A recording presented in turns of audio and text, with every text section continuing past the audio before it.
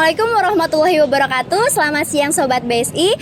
Kami dari kelompok 4 yang beranggotakan saya Rosita Landari, Saya Tasya Syafa Kamila. saya Tiara Maharani, Saya Yafi Hasani Putra. Saya Cahya Afrilita. Nah, kami sekarang sudah berada di salah satu kampung, yaitu adalah kampung ondel-ondel. Dan kami juga diberi kesempatan untuk mewawancarai salah satu pengrajin ondel-ondel, yaitu adalah Pak Maul. Mau tahu informasi apa aja yang kita dapat dari sini? Yuk ikutin. Selamat siang Bapak. Siang. Sebelumnya boleh perkenalkan nama? Nama Chandra Winata. Di sini Bapak kalau misalkan ondel-ondel ini sebagai apa? Kalau ondel-ondel sih sebenarnya banyak buat dipakai sama masyarakat. Bisa buat dipakai acara hajatan. Contohnya seperti kayak nyambut pengantin, acara sunatan, acara ulang tahun.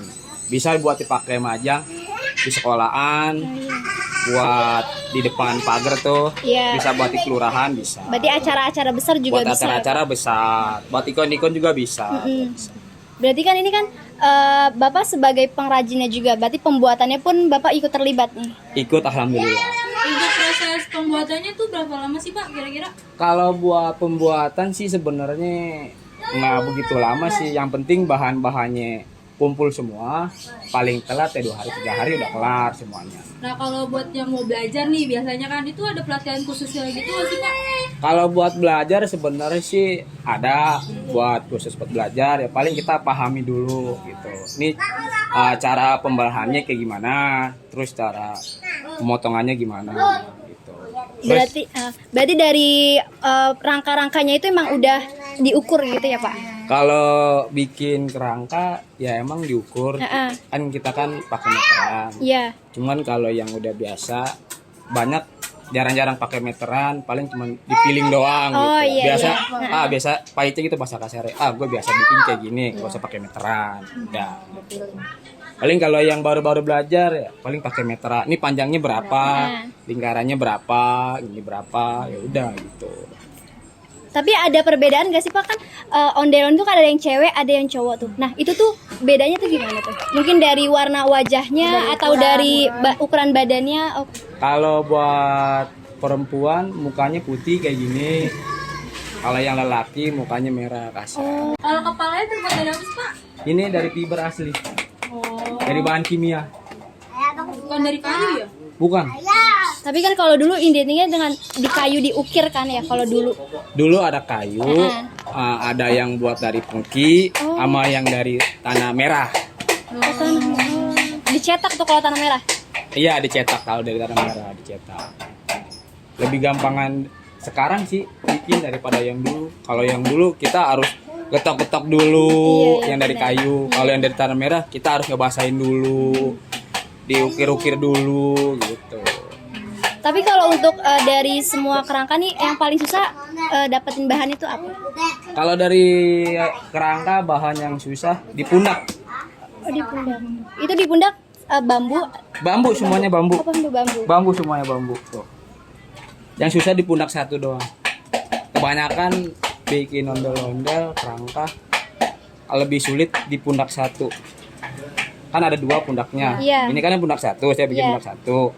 Kalau pundak 2 di atasnya ada 1 gini nih.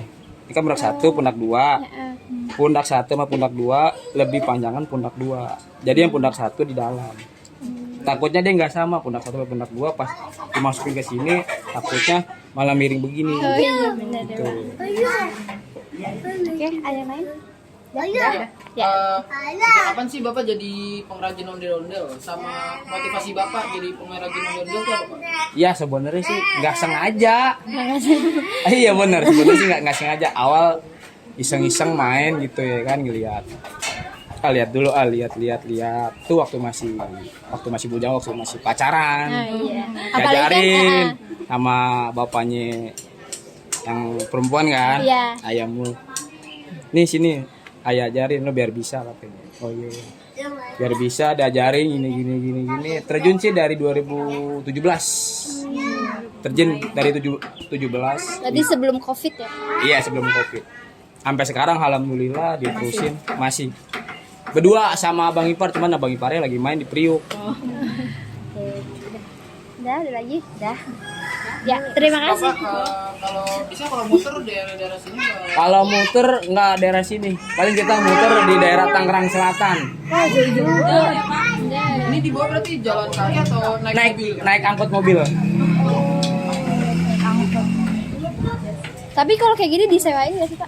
Disewain? Kalau kan biasanya banyak tuh yang anak-anak bocah keliling ya buat Iya, ngamen. iya. Itu berarti ini disewain. Disewain. Tadi mah banyak di sini, ini udah pada jalan, jadi kosong. Rencananya mau bikin lagi buat pesanan orang di daerah Cipuli. Bambunya belum belanja. Katanya kan aja nanti dulu, ntar ada orang datang. Udah, akhirnya ditahan buat belanja. Udah. Ya, mungkin itu aja Pak. Terima kasih Ya, atas sama-sama. informasinya nih. Ya. Jadi kita tahu apalagi kan ondel-ondel dikenal sebagai ikonnya kota Jakarta ya. Jadi kita juga tahu ternyata pembuatan ondel-ondel ternyata sesulit itu ya Pak, karena butuh kita ukuran, butuh waktu juga, tenaga pastinya ya Pak. Makasih ya Pak. Terima Iya, kasih. sama-sama. Yang Bapak sebelumnya boleh perkenalkan diri dulu. Nama saya Miguel. Saya umur 55 tahun. Saya asli Jakarta. Saya penggiat ondel-ondel dari tahun 2013. Berarti boleh diceritain nggak Pak nih secara singkat kenapa akhirnya Bapak memilih menjadi pengrajin ondel-ondel? Asal muasal awal sih iseng ya. Iseng. Karena dari keisengan, keseharian, ada terbiasa. Karena apa, memang kita kan namanya orang Jakarta tuh jarang kerjanya itu mau dipegang sama waktu. Iya benar. Kita maunya bebas. Nah, alhamdulillah dari tahun 2003 awal muasalnya sih punya 2009, tapi penggiatnya 2013. Dari 2013 sampai sekarang. Asal muasalnya iseng, itu aja. Kalau asal muasalnya. Jadi satu iseng, satu juga kita lihat dari sisi ini apa? Ondel-ondel ini kebudayaan Betawi yang perlu kita kembangkan. Satu buat anak cucu kita, biar nih kebudayaan kita jangan sampai punah. Kalau sekarang kan tahu sendiri kan, udah ada pengganti era baru lagi. Setelah ondel-ondel timbul badut. Iya betul. Satu kan udah ada perda dari pemerintah daerah ya. Iya. Itu penertiban ondel-ondel. Bukan ondel-ondel aja, hampir persen pengamen, ya kan? Iya betul. Nah, ya insya Allah dari kita ini punya wadah. Wadah itu kita punya komunitas sekarang. Komunitas kita itu namanya Asoy. Asoy itu akan mengembangkan kebudayaan kita. Satu, dia akan masuk ke instansi-instansi penting seperti kayak mall-mall atau tempat-tempat hiburan. Ya, insya Allah kebudayaan kita akan dipayungi oleh mereka. Mana sih cara Bapak mengenalkan kesenian ondel-ondel ini kepada masyarakat? Gini, cara kita mengenalkan ondel-ondel kepada masyarakat ya, Bapak jelasin. Semuanya melalui ngamen. Bukan dari ondel-ondel aja. Semuanya dari ngamen. Apa sebab saya bilang dari ngamen? Karena dengan cara mengamen lah dia akan dikenal. Karena dia kan door to door, masuk kampung ke kampung. Benar gak? Benar. Kita lihat dari sisi awam. Kedua, kita naik ke tingkat atasan. Naik lagi ke tingkat atasan. Itu semua digamenin. Kalau nggak digamenin, nggak ada yang kenal siapa dia. Kenapa? Ini kebudayaan yang suatu saat akan hilang dengan sendirinya, akan punah di sendirinya walaupun di kandang lo sendiri. Karena apa? Nggak ada dukungan dari pemerintah setempat. Baru sekarang dengan ASO inilah kita mau cari dukungan dari pemerintah daerah. Seperti apa suka duka yang Bapak rasakan selama menjalankan usaha kerajinan ondel-ondel ini? Oh, suka dukanya banyak. Sukanya kalau kita lagi dapet jawaban. Dukanya kalau kita digusur sama orang-orang kelurahan. Lagi kayak Bukan keliling, kalau kita lagi buat bersih kampung, kedebuk mereka dengan menghargai kita pembuat penggiat ondel-ondel. Kalau mereka ngamen itu di luar jalur dari Bapak, mereka yang ke lapangan. Iya. Ini disebutnya barongan ya Pak ya? Kenapa? Bapak tahu gak kenapa jadi ondel-ondel? Ondel-ondel. Ada pernah dengar lagu Bunyamin nggak? Yang mana tuh? Yuk kita nonton. ya tahu. Nah, dari situlah barongan jadi ondel-ondel. Barong, tahu kan? Tahu. Barong, pala. Iya. Nah, ini barong. Saya ini badan. Badan dari bambu. Kalau barong saya kan badan binatang, Pak, badan manusia. Iya. Benar? Betul. dirubahlah sama Bang Ben. Jadi ondel-ondel. Dengan nama ondel-ondel dimodifikasilah badannya. Sekarang mereka bisa nandak, bisa joget boneka raksasa. Dulu zaman bapak itu barongan ngamuk, nggak bisa joget, sifatnya main ngamuk, geblak. Tapi sekarang bisa joget, bisa selamat, bisa sungkeman. Asal muasal barongan kita diganti nama pas lagu Bang Ben itu tahun 1970-an.